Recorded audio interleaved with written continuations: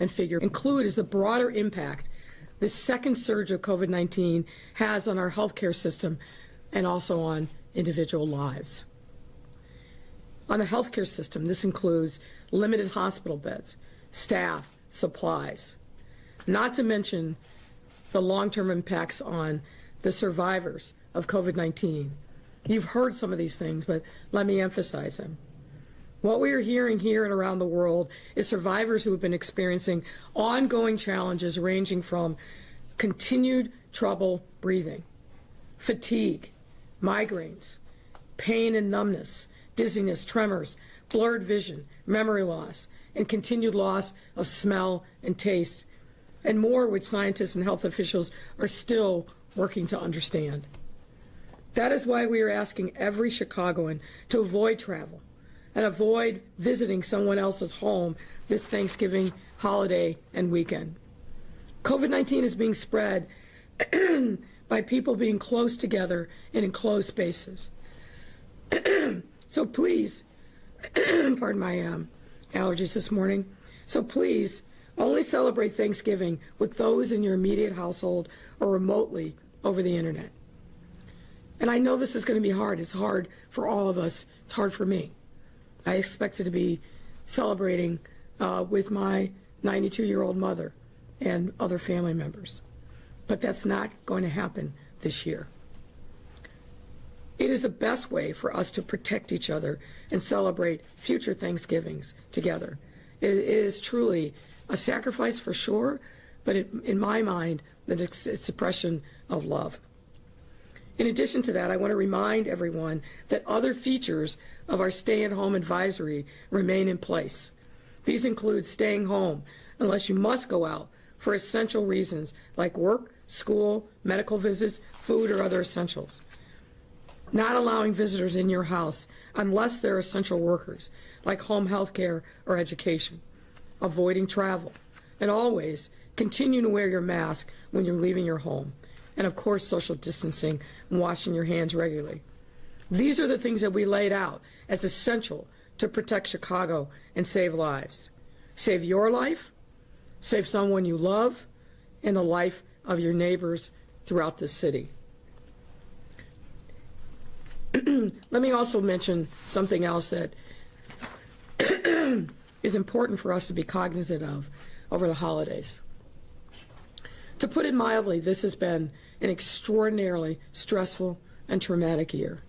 And every year around the holidays, between Thanksgiving and New Year's, we see that stress amplified.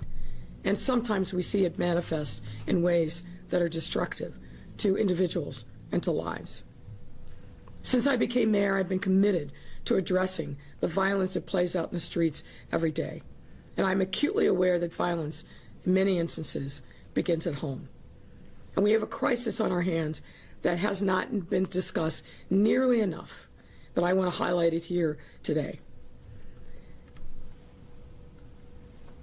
And that changes with the budget that we passed yesterday. Last year, the Chicago Police Department identified nearly 45,000. Let me say that number again. Nearly 45,000 victims of domestic violence. And we've seen a dramatic increase in the calls to the Illinois Domestic Violence Hotline since the start of this pandemic. Victims are requesting support and creating safety plans for themselves and their loved ones. They need safe, immediate housing. And this is something that we have to address as another public health crisis in our city. And that is why we are investing $1 million new to address the issue intersection of domestic violence and community violence. The two are linked for victims, perpetrators, and communities. And the city, for the first time, must link them in our funding and our policy making. This is a first and critical step to the foundation my team is building that breaks down the silos and gets at the root causes of violence, including domestic violence. We cannot address the crisis in our streets without also looking to the crisis that is playing out in too many homes in our communities. But I do want to emphasize this. If you do not feel safe in your home, please contact either 911 or 311 and we can help you. We can help you with a plan to be safe. I also want to take a moment to thank the network, Advocating Against Domestic Violence, and its membership for its partnership and continued advocacy on behalf of victims. Domestic violence is something that we all have to acknowledge.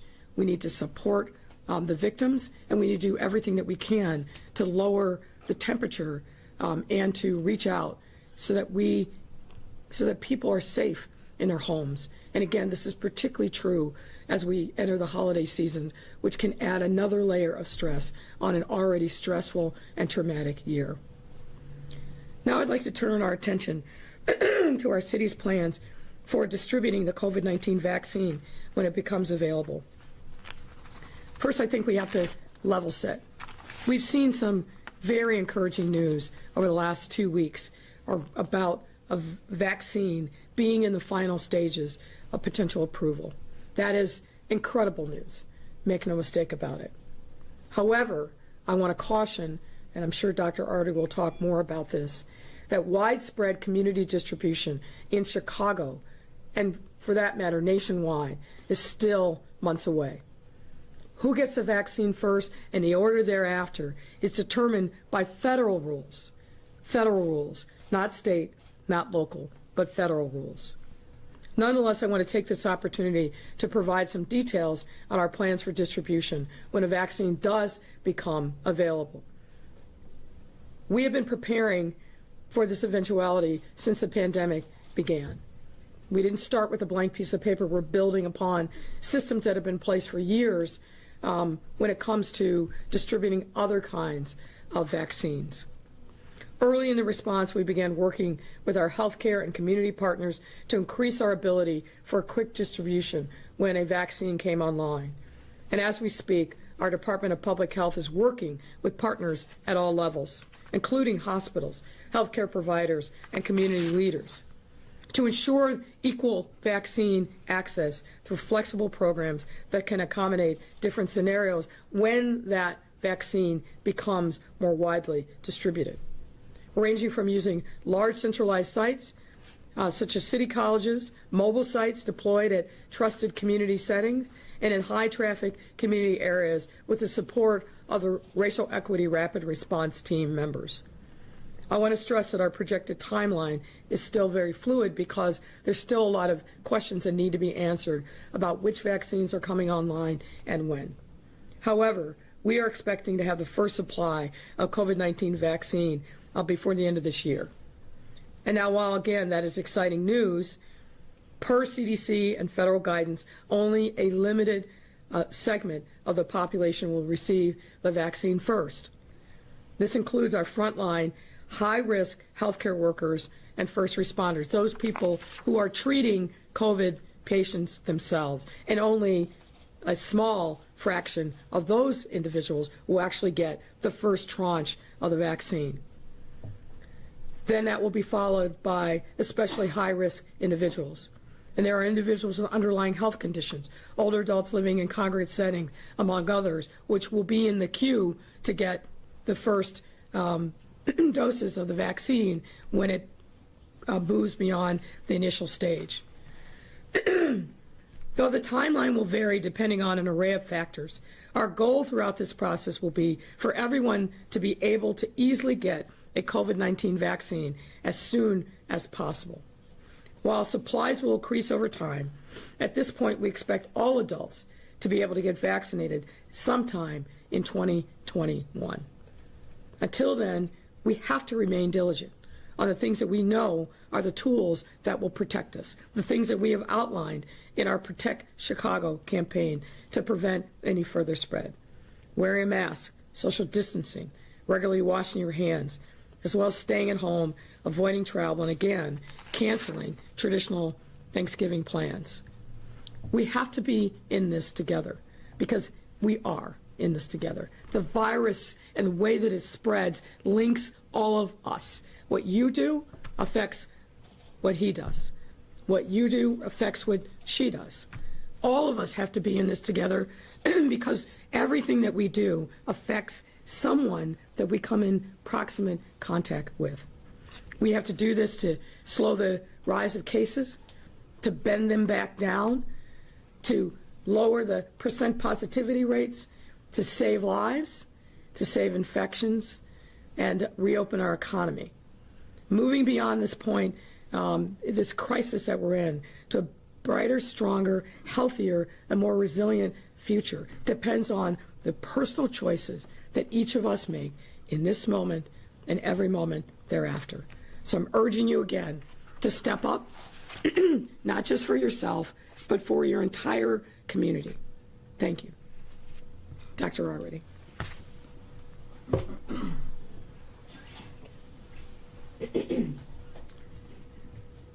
Thank you, Mayor Lightfoot, and good morning, everyone. I would like to start on this day before Thanksgiving by thanking the tens or likely hundreds of thousands of Chicagoans that have already made that difficult but correct decision to only have Thanksgiving with their immediate family, to not have others over, and not to travel. If we look at what's happening across the country, U.S. cases are surging everywhere. We are averaging more than 1 million new COVID cases diagnosed every week right now here across the country. And we have high concern for a post-Thanksgiving surge. I know many of you have seen the news coverage of the long lines at the airports, the many people who are continuing to travel. And unfortunately, when we're seeing numbers like this nationally, we know that COVID-19 is traveling with them. This graph here is actually data from Canada, and it highlights October 12th, which is the Canadian Thanksgiving. After the Canadian Thanksgiving, unfortunately, Canada saw a dramatic increase in COVID-19 cases. And let me tell you, the U.S. rates of cases right now are much worse than Canada's was, and our potential for a surge is much greater. So it's not too late to change plans you might have even for tomorrow. Anything that we can do as a city to limit this risk here is a win for you, your family, and Chicago. Here is what our numbers look like right now. Here in the city of Chicago, we've now had more than 150,000 people diagnosed with COVID-19. And 15% of those cases have been diagnosed in the last couple of weeks, are active right now. 83% of those people have recovered, more than 2% of those people have died. But if we take our almost 23,000 people who have active infection right now and have been tested, we know that there are between 5 and 7 times this number of cases if we include all the people who are not tested or do not have symptoms. And that means our estimate is that between 110,000 and 160,000 Chicagoans have active, meaning infectious COVID right now. And that means as many as 1 in 17 Chicagoans still has active COVID right now. If you've been paying attention, that's a tiny bit better than it was last week, where 1 in 15 Chicagoans had active COVID. But 1 in 17 Chicagoans, and that range is between 1 in 17 and 1 in 25, is at a point where it is not safe to gather and where we need everybody, as we have directed under the stay-at-home advisory, to be staying home unless it's for work, school, or essential purposes.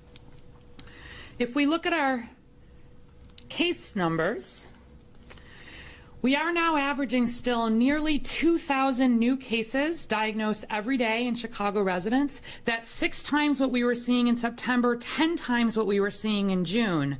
And we still have more than 1 Chicagoan being diagnosed with COVID every minute, assuming that we're testing 24 hours per day.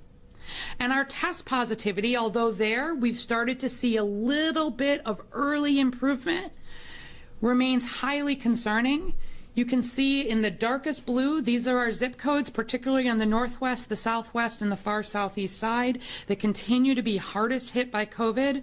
Positivity in those zip codes last week was between 17 and 26%.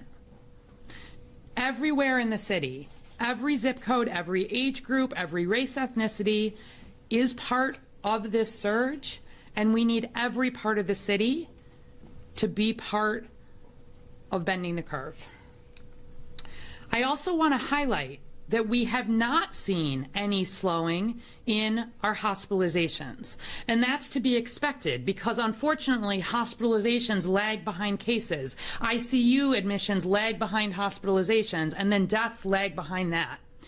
Right now, there are more than 1,000 patients hospitalized, not in the ICU, with COVID-19 in Chicago hospitals. We have more than 300 more in the ICU with COVID-19. Both of those numbers are up 4 times just since early October and continuing to rise. And finally, COVID-19 deaths have risen 4 times just in the last 4 weeks since October 19. We're up to almost 100 deaths every week among Chicago residents. Even if this surge was done right now, we would not expect to see our deaths peak for several weeks. You may have seen the meme that's been going around Facebook that I think has a lot of truth to it. It's better to have a Zoom Thanksgiving than an ICU Christmas. It's true, and I want you to think about that as you're making your decisions, not just for Thursday, but for Black Friday, for the weekend that comes, and during the whole time that Chicago remains under that stay-at-home advisory, which does take us right now through the middle of December. Finally, I do want to add a little bit more detail to the vaccine update that the mayor gave. One thing that I am definitely giving thanks for this Thanksgiving is the remarkable good news that we've seen in early data from 2 vaccine trials. I want to be clear that we still do not have an FDA approved vaccine. December 10th is the date that the FDA has set for its first meeting to consider an emergency use authorization for the first COVID vaccine here in the U.S. We will be sharing, and this will be made public immediately upon conclusion of that meeting, the data that that team and the external experts will be using to make an emergency use authorization decision. There will be additional data related to the trial, related to the demographics of who was in this trial, related to side effects, and related to efficacy. The FDA will not approve a vaccine that is not safe, first and foremost, where we are seeing signs of serious side effects, and they will not approve a vaccine that is not at least 50% effective. The good news is that we've seen these 2 early vaccines look to be more than 90% effective, even 95% effective. That's amazing news because it means that with good vaccine uptake, we will sooner be able to get past COVID as a city. The Chicago Department of Public Health, as you know, has literally been planning for a vaccine since February. But related to this first vaccine, this is the one produced by Pfizer. If it gets emergency use authorization from the FDA, the CDC then meets in very short order, and there's a committee called the Advisory Committee on Immunization Practices, or ACIP. Again, independent experts who make the actual recommendation for vaccine. That committee will continue to meet as additional vaccines are put forward for possible approval, or if side effects emerge, or are there any other concerns related to vaccines that are already being distributed. And we expect that if the ACIP then makes the recommendation to begin vaccinating, we could be vaccinating here in the city of Chicago as early as mid-December. And we've got very specific plans for what that looks like. We've built up the ultra-cold storage capacity at the Chicago Department of Public Health. We're working with multiple hospitals that also have built some of that ultra-cold storage capacity. But every hospital in Chicago, for those highest risk healthcare workers, will be receiving vaccine and will be following up the uptake and continuing to focus on those highest risk healthcare workers. As you heard, after that, there is federal distribution of vaccine to nursing homes, long-term care facilities. We've got very specific plans here in Chicago, working with a pharmacy partner to vaccinate employees in those settings. And then we start thinking about our healthcare workers who see COVID patients in other settings besides the hospital. And it goes on from there. You'll be hearing much more about our specific plans as we're able to have more detail. But please rest assured, first and foremost, we're looking at the science. We will be absolutely transparent with you about what we know about these vaccines as soon as we know it. I fully anticipate getting a vaccine myself as soon as there is one that has been recommended that I should get by the ACIP. I know that this has been a hard year. This is going to be a hard winter, but I have every confidence, based on what we've seen so far, that 2021 is going to be a combination of rolling out a vaccine over months, pairing that with the things that we already know work to protect against COVID. And I know that here in Chicago, we can do this. We've already shown we can. We've got some early signs of progress right now. If we can hold that through Thanksgiving, through the early winter here, we'll start being able to pair that with vaccine, and we'll start being able to have much more hopeful updates on progress. So there's a lot to be thankful for this Thanksgiving, and I'm most thankful for every time one of you in Chicago thinks about your COVID risk, the risk for others, and how you can help protect our city. And with that, I'll bring up Dr. Geraldine Luna. She's one of our newer medical directors at the Chicago Department of Public Health, working exclusively on COVID, and she's going to do a summary of remarks in Spanish. Thank you, Dr. Luna.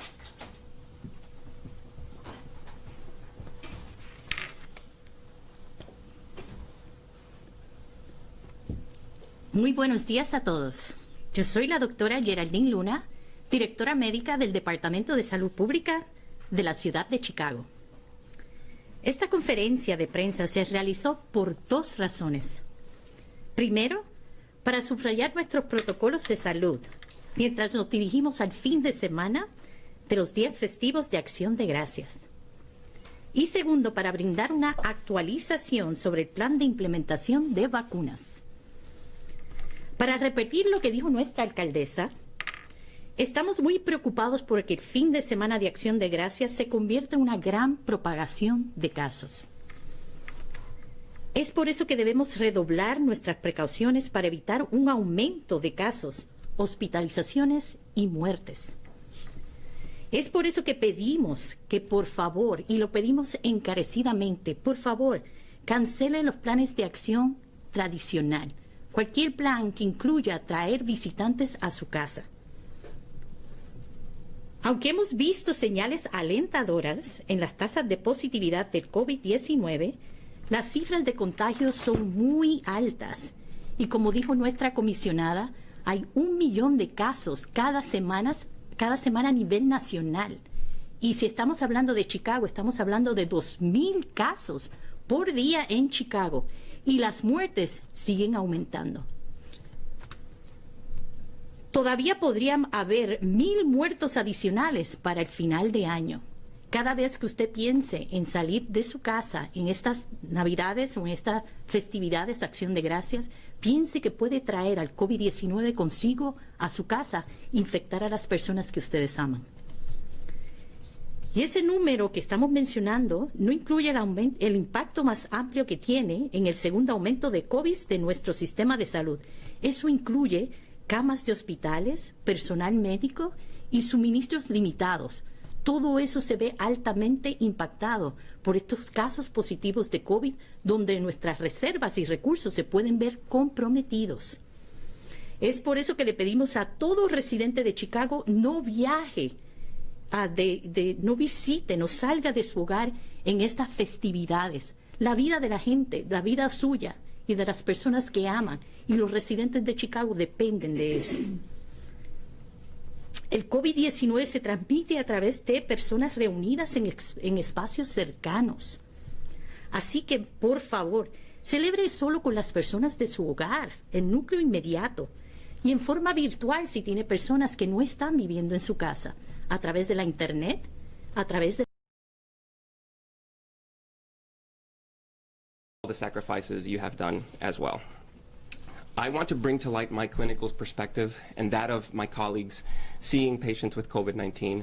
And I think my most important message is COVID-19 remains very dangerous.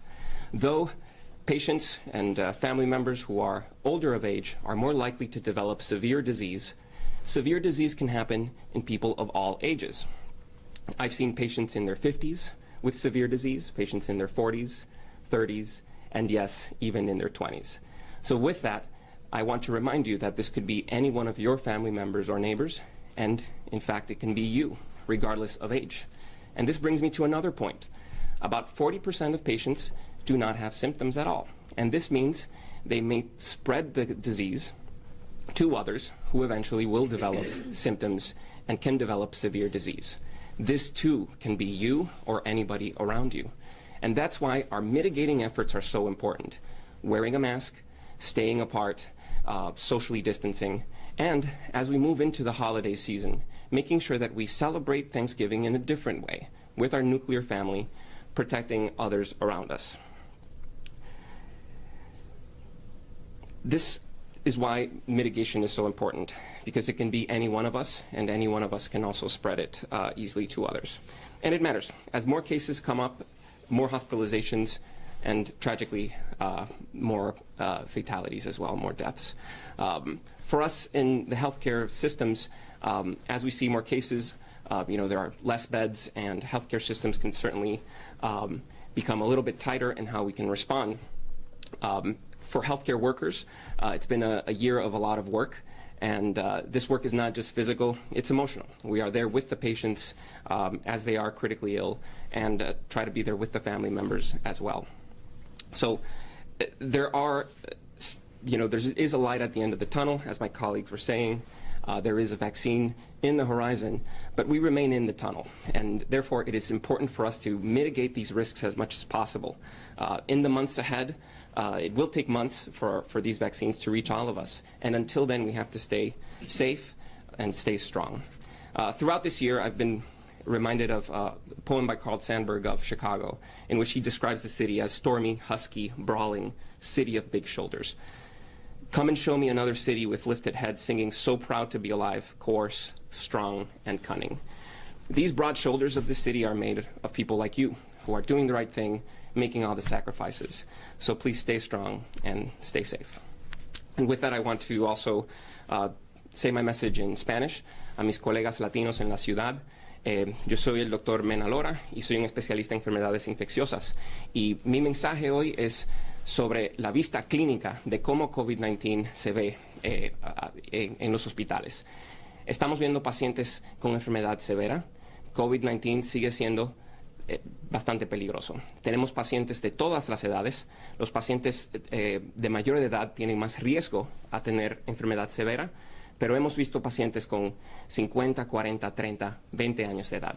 Y ese puede ser cualquiera de ustedes. Puede ser su vecino, puede ser sus familiares, puede ser usted. Y por igual, hay muchos pacientes, aproximadamente un 40%, que no tienen síntomas. Y esas personas pueden transmitir el virus a personas que sí pueden progresar a enfermedad severa. Por eso es tan importante este Día de Acción de Gracias, de tratar de mantener nuestra mitigación usando máscaras y tratando de celebrar estas festividades dentro de su familia nuclear.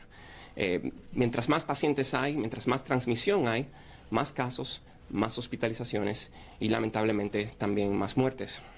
Pero podemos mitigar esto con todas las cosas que hemos estado hablando, máscaras y distanciamiento social.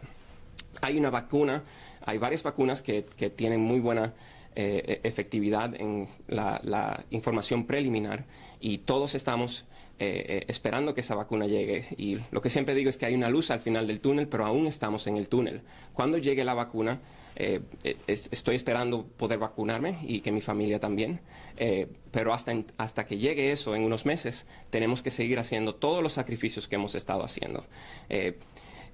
Digo también que durante todos estos sacrificios me he acordado de un poema en inglés de Carl Sandburg sobre la ciudad de Chicago, que la describe como una ciudad de hombros fuertes que carga a todos. Y creo que todavía tenemos mucho que cargar y ustedes y nosotros tenemos que seguir haciendo lo que hemos estado haciendo en los últimos meses. Muchas gracias.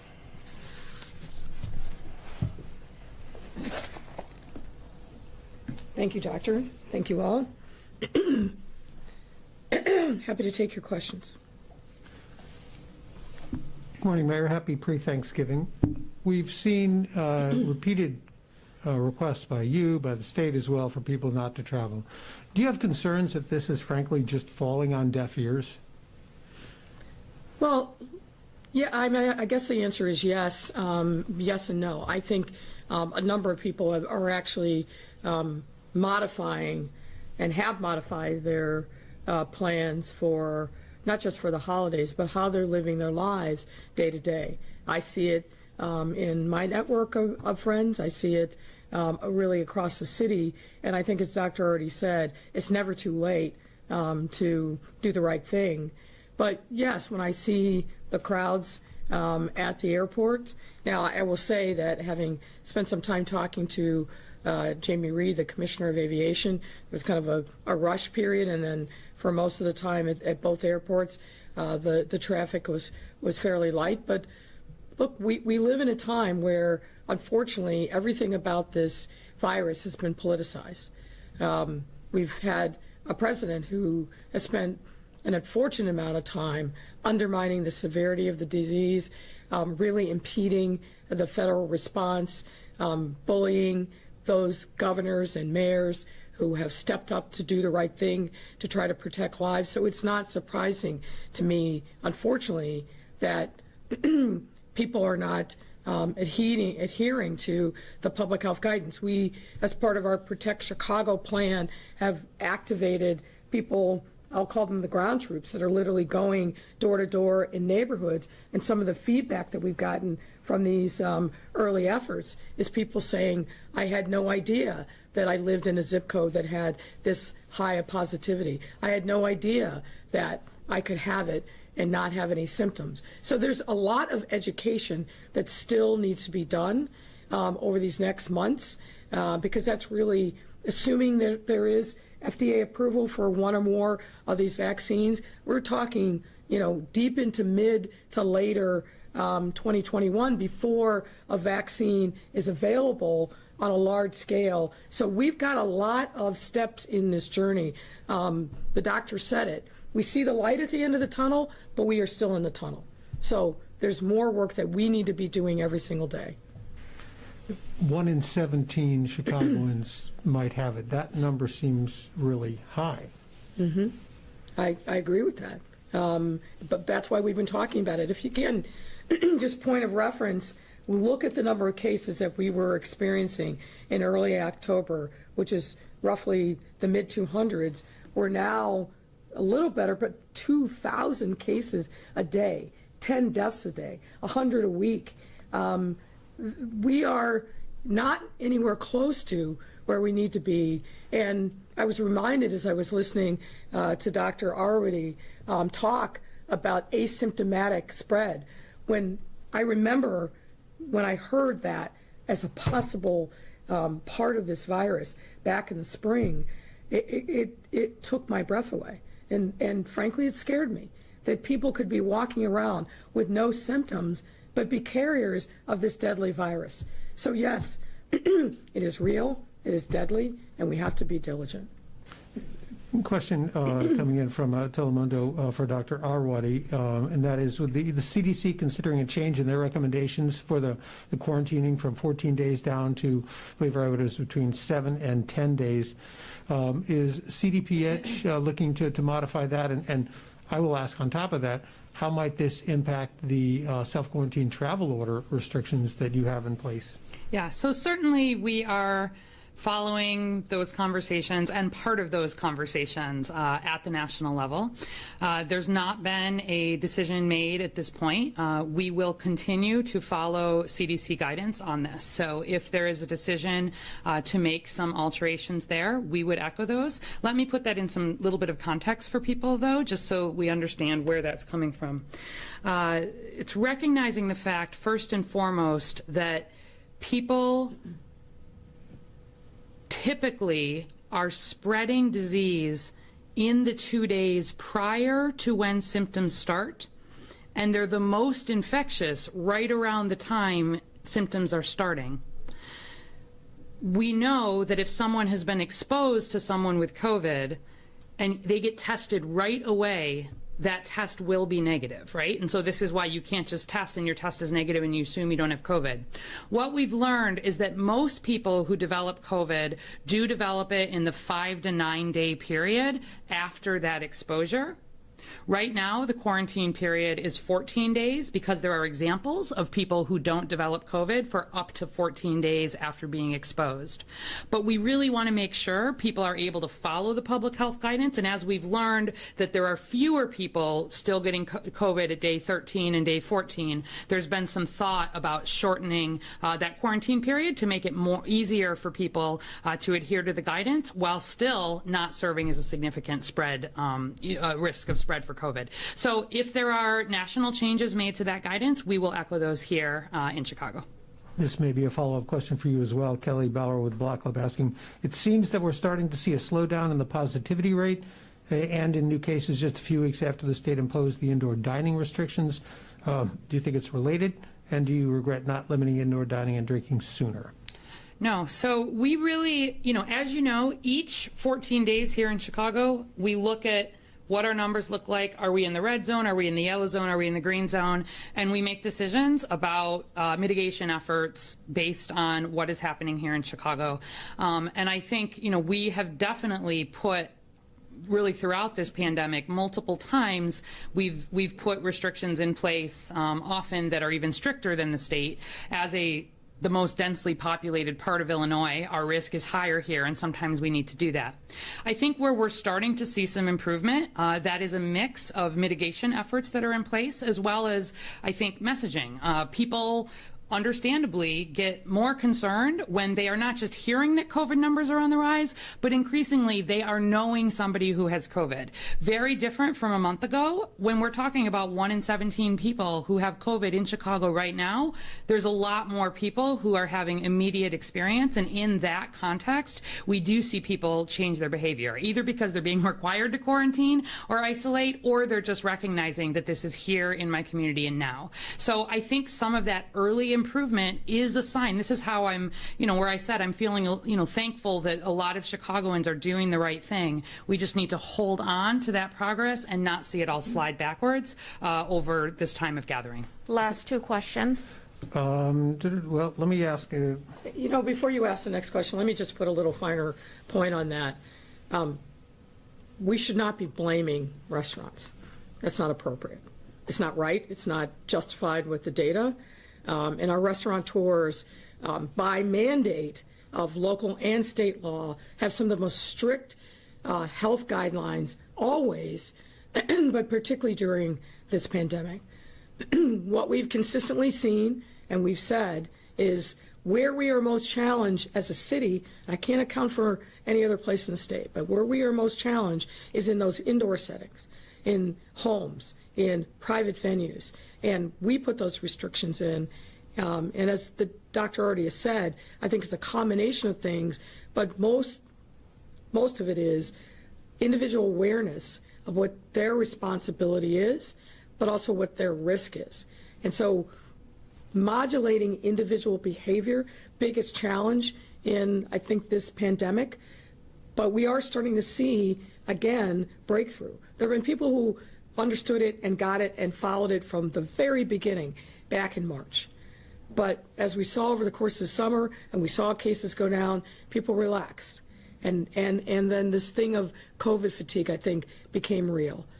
We have tried now for 6+ weeks to really reinforce to folks, this is a second surge. It is real. It is still as dangerous as ever. And again, I think Dr. Laura really emphasized this point of what he's seeing every single day from a clinical perspective and how sick people are at all ages, all demographics. So I don't think we can or should, and certainly the data belies it, blame the restaurant industry. That's just not right. If I have one more question, can I ask for a couple of more questions? Go ahead. I did have a couple more COVID-related questions, fine. and part of this. No, it's fine. Becky Vivi is asking, how many Chicagoans have had COVID since the pandemic began and are potentially immune, and what might this mean for a vaccination? That's a question for the doctor. So just over 150,000 Chicagoans have been diagnosed with COVID. That is approximately 5% of Chicago's population. Again, we estimate that is an undercount and probably somewhere in the 25% range to perhaps 30% have likely been infected with COVID. The problem is the jury is still very much out in terms of how long and what level of protection comes after natural infection. And so we assume that for a period of some short months after infection, natural infection, there is some level of protection. But immune systems are notoriously fickle in terms of how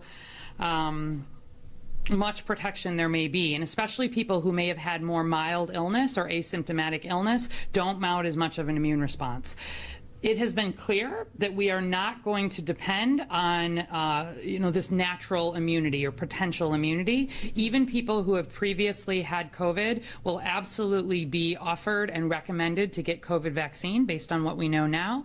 And under a vaccine, that is a more measured way to know that we have immunity in a way that hopefully will last and will be protected. So what this looks like long term is mostly about our level of vaccine uptake overlaid with some level of what immunity we may have. But we're a very, very, very long way from so-called herd immunity via natural infection here in Chicago or really anywhere in the U.S. I guess there's one follow-up question while you're up there, Doctor, if you would. Edie Quigg's wondering, we're seeing some improved percent positivity numbers. If this trend holds, how long before we might see the pressure eased on ICU numbers? And do you have any explanation for the drop in available beds around November 19th? Yeah. So typically, we see about 17 days between when we see, basically cases start first, if we sort of talk this through so people understand it. I get infected, perhaps right at the beginning I don't even have symptoms. My symptoms start to come, I'm sort of getting worse. That can typically take a week to 10 days, and we usually start to see hospitalizations really start to increase at the population level about 2 weeks after that surge of cases.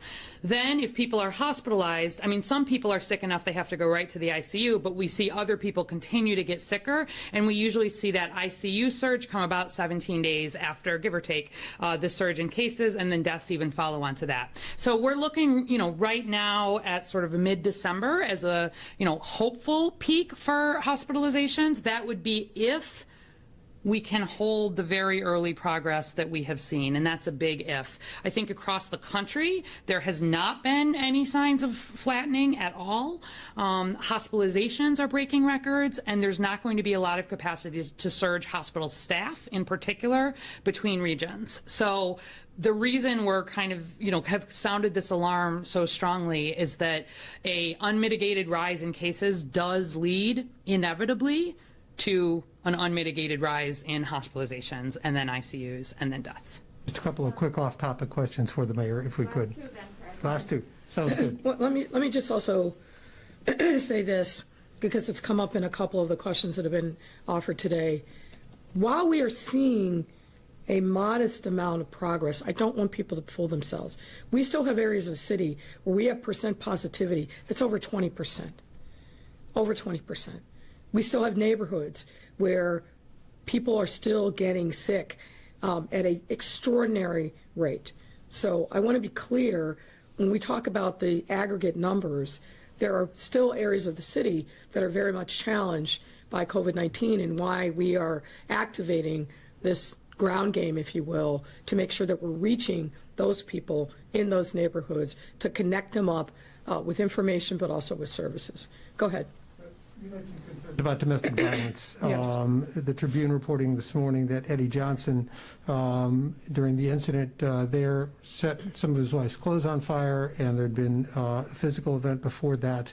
Do you have concerns this could be special treatment, and should there be charges in this case? I'm not connecting the two at all.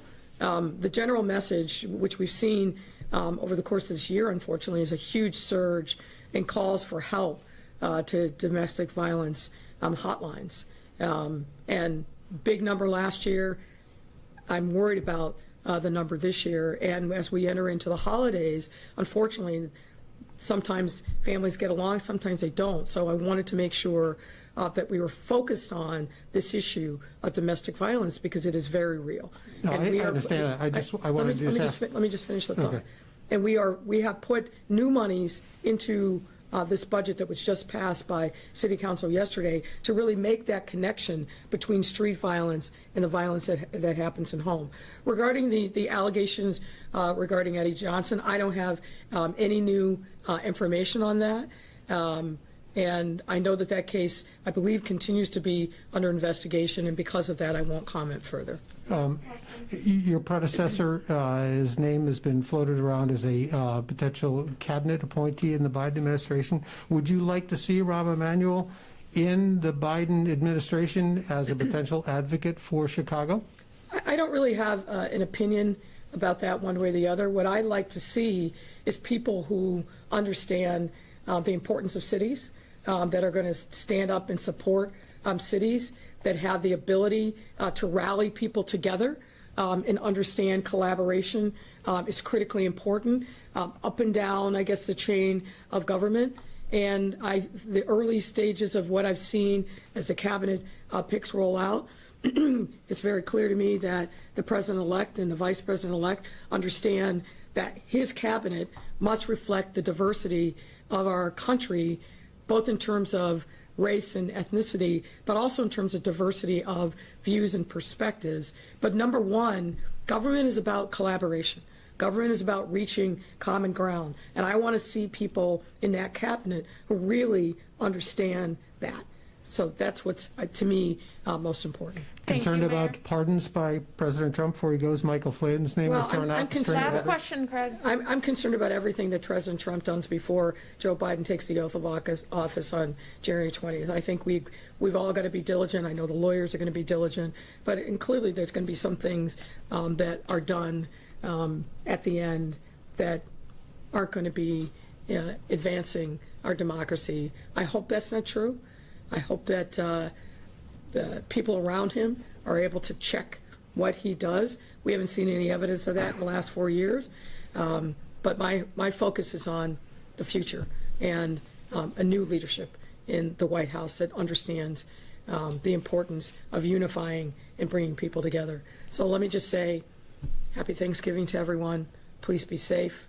And we look forward to marching onward. There's many challenges that we must face as a city, as a state, and as a nation. Thank Happy you, Mayor. Thanksgiving, everyone. Thank you, everyone.